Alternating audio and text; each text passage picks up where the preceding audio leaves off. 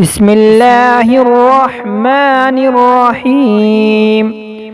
اللهم إني ظلمت نفسي ظلما كثيرا ولا يغفر الذنوب إلا أنت فاغفر لي مغفرة من عندك وارحمني إنك أنت الغفور الرحيم.